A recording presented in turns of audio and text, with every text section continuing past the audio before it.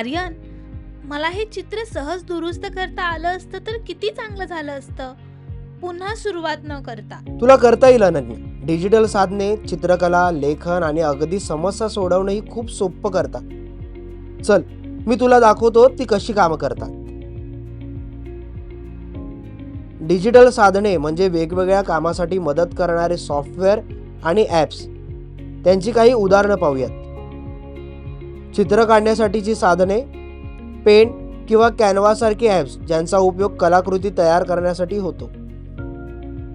लेखन साधने, Google docs किंवा मायक्रोसॉफ्ट वर्ड लेखन आणि एडिट करण्यासाठी. शिकण्यासाठीची साधने, दिशा ॲप, खान अकॅडमी किंवा यूट्यूब जिथे ट्युटोरियल्स आणि अभ्यास साहित्य मिळतं. व्यवस्थापन साधने, गुगल कॅलेंडर किंवा टू डू ॲप्स वेळ आणि कामे व्यवस्थापित करण्यासाठी. अरे वा, ही साधनं काम आणि शिकणं किती मजेशीर बनवतात.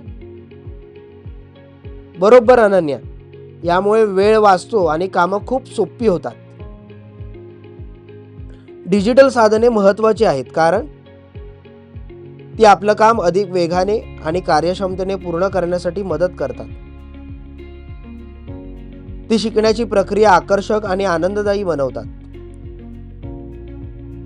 ती आपल्याला भविष्यातील नोकऱ्यांसाठी आणि कौशल्यासाठी तयार करतात. मला माहितीच नव्हतं की ही साधनं इतकी उपयोगी असतील. हेच तर डिजिटल साधनांचं सामर्थ्य आहे अनन्या. डिजिटल साधने सुरक्षित आणि प्रभावीपणे वापरण्यासाठी या टिप्स अनुसरा. योग्य साधनांची निवड करा. तुमच्या कामासाठी योग्य ॲप्स आणि सॉफ्टवेअर वापरा. सूचना पाळा. साधने योग्य प्रकारे वापरण्यासाठी मार्गदर्शक वाचा किंवा ट्युटोरियल्स पहा. ब्रेक घ्या. स्क्रीनकडे जास्त वेळ पाहण्याचे टाळा आणि मध्ये मध्ये विश्रांती घ्या.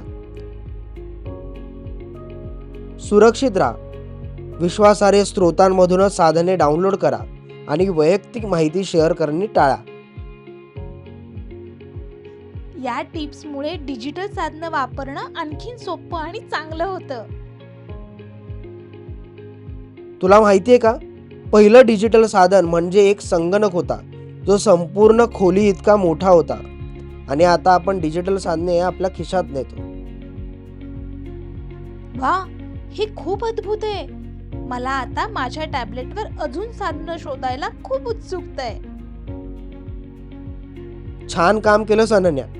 डिजिटल साधनांमुळे सर्जनशीलता आणि शिकणं खूप मजेशीर होतं. धन्यवाद आर्यन.